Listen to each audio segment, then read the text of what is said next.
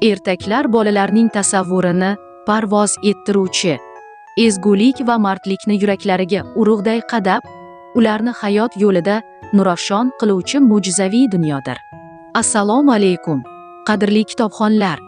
Baxmal tuman axborot kutubxona markazi sizlarga kitob Jamiyat qalbi loyihasi doirasida audio ertaklarni havola etadi. Ertaklar to'plami qoplon bolalari va tipratikon. Bir bor ekan, bir yo'q ekan. Katta o'rmonda qoplon bolalari bilan yasharkan. Ikki bolasi onasiday ov qilishni, o'ljasini sezdirmay tutib olishni, tezroq o'rganishni, tezroq katta bo'lishni istarkan.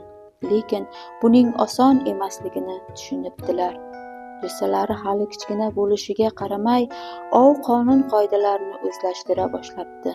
Tol daraxtining ustiga chiqib, sakrashni mashq qilishar ekan.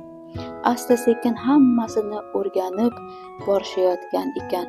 Lekin ov jarayonida qatnashmayotganlari uchun ba'zi narsalarni tushunmas ekanlar. Onasi esa kun bo'yi bolalariga yegulik ovlab kelish uchun ketar.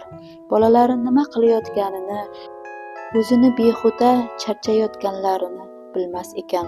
Bir kuni tongda ona qoplon yana ovga chiqib ketibdi. Qoplonchalar uyasidan chiqib, ov jarayonini o'rganmoqchi bo'lishibdi. Shu payt uya oldidan tipratikon o'tib qolibdi. Qoplonchalar sevinib ketishibdi. Buni quyon deb o'ylashibdi. Onasi quyon ovlab kelganida mazza qilib yeb olishgandi.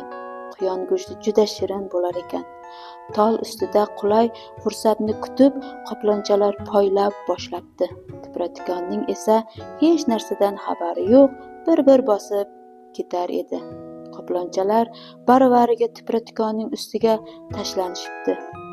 Lekin og'riqdan osmonga sapchib ketishibdi. Tipratikonning tikanlari bu o'zboshimcha qoplonchalarning ta'zirini bergan edi. Tikanlarni bazo'r terib olishibdi. Oqshom onalari kelganlarida bo'lgan voqealarni aytib berishibdi. Ona qoplon avval ko'p kulibdi, keyin achchiqlanibdi. O'z imkoniyatlaringizni chamalamay o'zboshimchalik qilsangiz, jazosi ana shunday bo'ladi. Siz hali quyon bilan tipratikonni ajrata olmaysiz, yana ov qilaman deysiz. Har narsaning o'z vaqti soati bor, debdi. Qoplonchalar o'sha kundan boshlab onasidan so'rab ish qiladigan bo'lishibdi.